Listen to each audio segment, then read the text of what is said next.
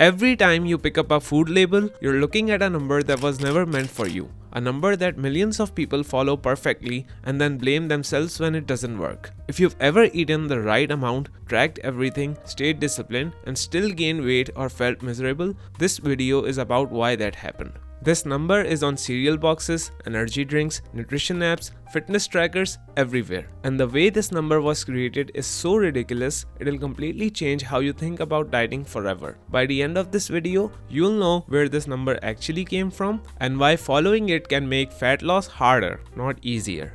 If you're new here, I spent over a decade trying every fad diet and fitness trend you've ever heard of. And after losing 57 pounds, I'll show you what actually works. So where did this magical number come from? The number that decides how much you're allowed to eat. The number doctors reference, fitness apps default to, and food labels are built around. Surely something this important is based on serious science. You'd expect a long-term study, thousands of people monitored for years, and scientists measuring how much energy real humans actually burn.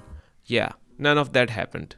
Instead, in the 90s, the FDA needed a number. Not the right number, just a number to print on food labels, because leaving it empty would look bad. So they did what might be the laziest thing ever done in the name of science. They ran a survey. Not a study, not lab testing, they legit made a Google form. Not literally, because this happened in the 90s and Google Forms came out in 2008, but you know what I mean. And the survey had just two questions. Are you healthy? And what do you eat? That's it.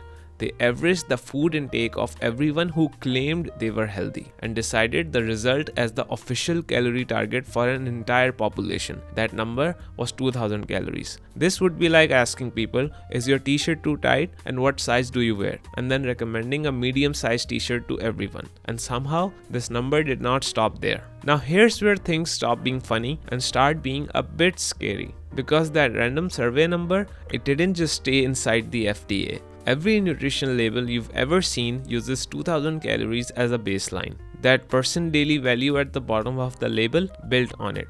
The nutrition apps needed a default, so they picked 2000. Fitness trackers needed a goal, so they picked 2000.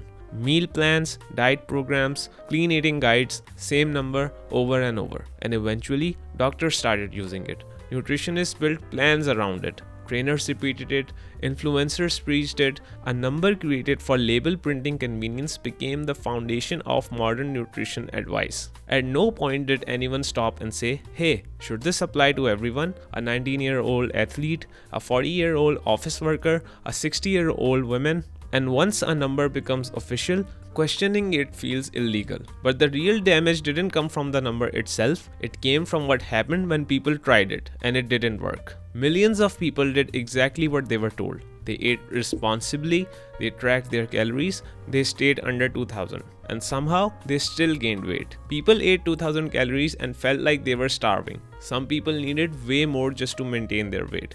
Others ballooned eating that much. Same rule, wildly different outcomes. And the worst part is, when it doesn't work, people don't blame the number. They don't blame the science, they blame themselves.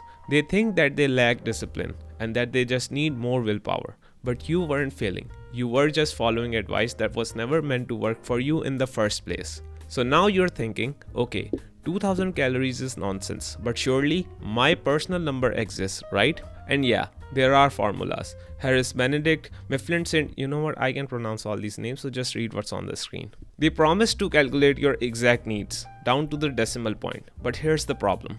These formulas can't account for your metabolic history, stress, sleep, hormones, insulin sensitivity, genetics, or the fact that you stayed up till 3 AM watching the final season of Stranger Things. Using calorie formulas to control your appetite is like using a calendar to predict the weather. Sometimes it's close, but often it's wrong. Even worse, chasing the perfect number by weighing food and tracking meals turns eating into homework. So if calorie counting doesn't work and the formulas don't work, what does? Stop trying to control your body. Fix the system that controls it.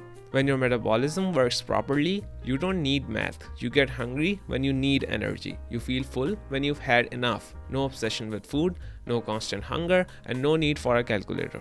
Years of ultra-processed food, chronic stress, sleep deprivation, and terrible advice damage your body's regulation systems. The world that we currently live in makes it extremely challenging to fix these issues, but it is the key to sustained long-term weight loss. The body already knows how to regulate itself. The problem was never your discipline.